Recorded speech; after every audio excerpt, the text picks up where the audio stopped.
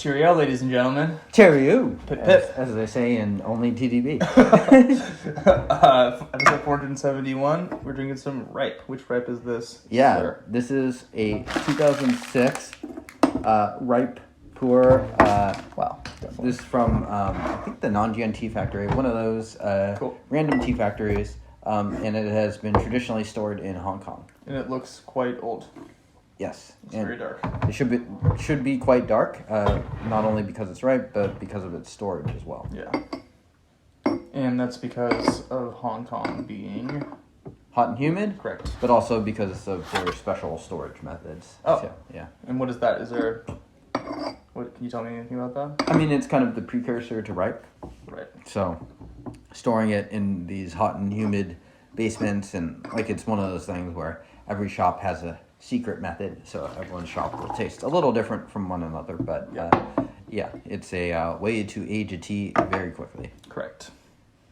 So there's these huge like heaps of tea, and then they steam them, and then they put this like slurry of yeast and all different stuff. Is that okay? That's how you were pouring it earlier. Yeah, it just will build up like that. Smells good. Yeah, and this tea, I do feel like suits our rainy weather that we are getting. Absolutely. A little sweet aroma too. We'll just hang out for a second. And Denny, are you a year-long ripe drinker, or are you Absolutely. seasonal? No, Okay. It's my go-to, I'd say. How about you? Yeah, I'm a year-long ripe drinker. It's just smooth and always easy on the stomach. Yeah. Yeah. Really enjoyable. Even though the taste does feel extremely seasonal, I don't think it absolutely needs to be consumed seasonally. Mm-hmm.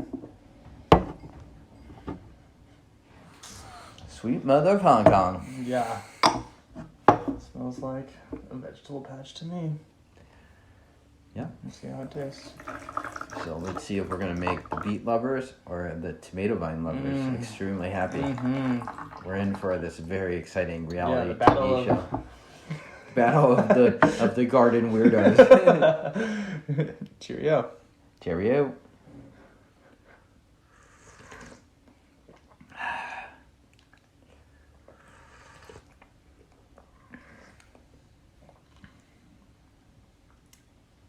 I can tell it's just the density of the flavor is still light, but the texture is already amazing. Sweet. Yeah. Woody. So lovely. It's like licking wooden furniture. I know. Yeah. Seriously, it tastes like fall. 100%. It's the smell of maple leaves on the ground. Vintage. It is so nice. I love it. I feel like I want to be in the forest. Be a little forest tea elf. Comment below about your forest tea elf Yeah. fantasies. I don't know. Fuck. Whoa. Yeah, you know. Okay. Why don't you go on to Denny's own YouTube channel? Which that's paid content exclusive. yeah, we'll tell you. That's where we'll release all the furry TL fantasies. My God. Yeah, exactly. I was thinking like this feels like a furry thing. Like what the no offense to the furry people, you're all great, no judgment, but Yeah. maybe a little bit judgment. Other than the bad ones, and you know bad. who you are. You're a bad fur baby or whatever you are. Fur person. Yeah. Okay. We got enough all yet, or should we keep going? Oh just boy. gonna derail. Oh god. Yeah. Okay. Much darker. We're drinking Stevie, tea. can we cut that? Yeah. We're recording on film, so everything is permanent. And also highly flammable. So. Yes. That's very true. Alright. Much darker. Cheerio. Cheerio.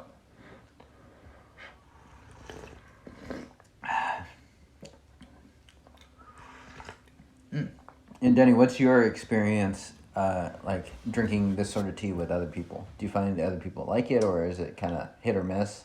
Definitely more hit or miss. I'd say like classic young ripe is more just approachable, honestly. Mm-hmm. It's kind of a strange flavor profile. I mean, seriously, this does taste a lot like being in the garden. Yeah. And people are just kind of like, what? And yet it's sweet. It's kind of confusing. Yeah. It kind of has that enhanced earthiness or something. Yeah. There is definitely different character to these ones that have been done the Hong Kong traditional storage method way rather than just like a straight ripe. Yeah, so good. I'm gonna heat the water. Just really get into it. Ginseng? Yeah, I can see that kind of on the end of it. Yeah. Yeah. It's good old American Wisconsin ginseng. Yeah, damn right. That actually is where a lot of it comes from, I think. Is it? I think so. I think it's like one of those things that we don't consume here, but we export to. Oh, interesting. Yeah. Huh. Well, there you go. Anyway, tasty. Yeah, kind of vegetable patch. I don't get, you know what, the tomato vine versus beet thing. I'm not sure how I would place this. It has much more of a woody character to me, honestly. I mean, still very compost, kind of earthy, but... So there's one win for Big Wood. Right. Oh, God.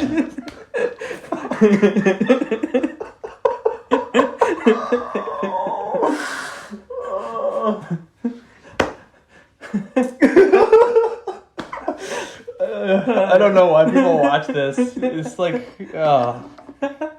bless every one of you. It's okay. We've done 470. Yeah.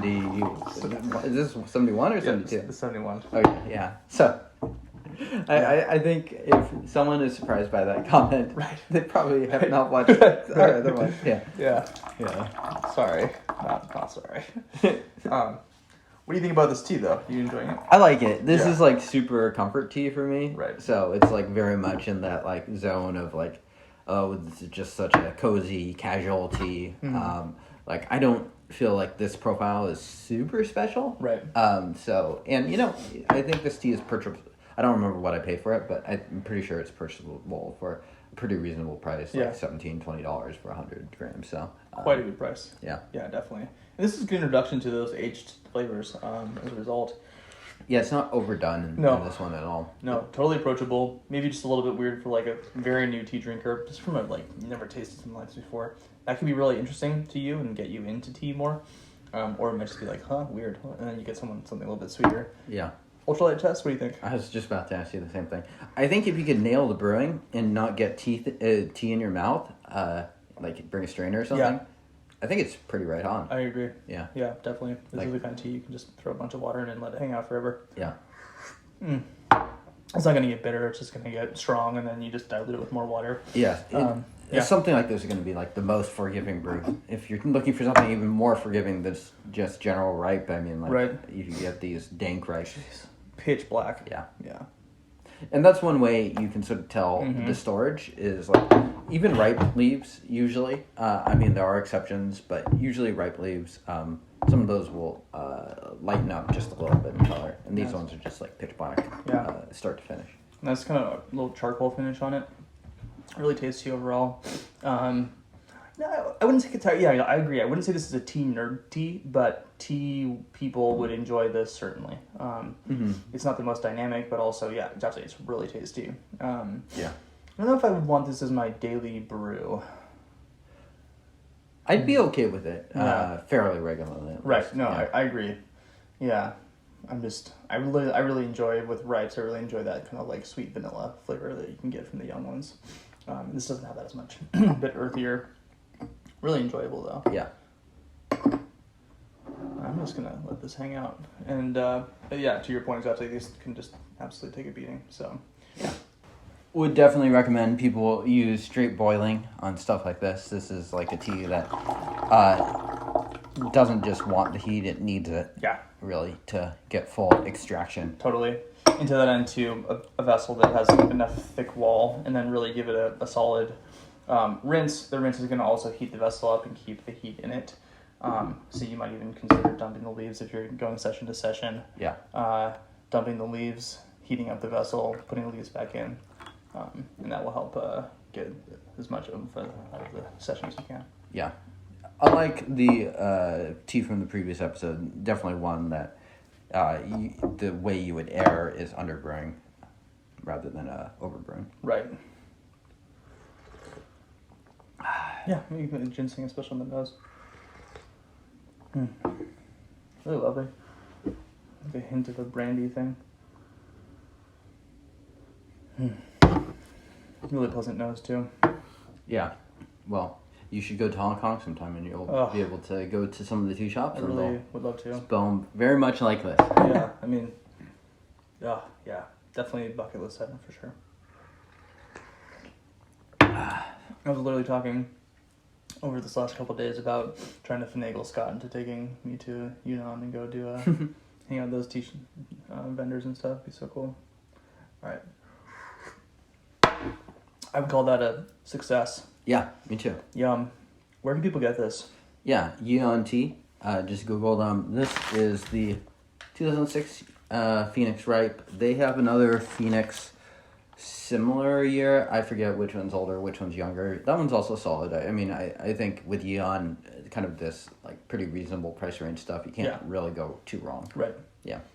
This is a pickup, especially for me, because if the price meets the age on it, and just kind of, tea gets more expensive, people drink it, so there's less tea that's old than young. Yeah. And as a result, getting something like this at this price point, really delicious. I would definitely recommend picking this up as, again, maybe not a daily drinker, but sort of that like really regular rotation, especially in the wintertime.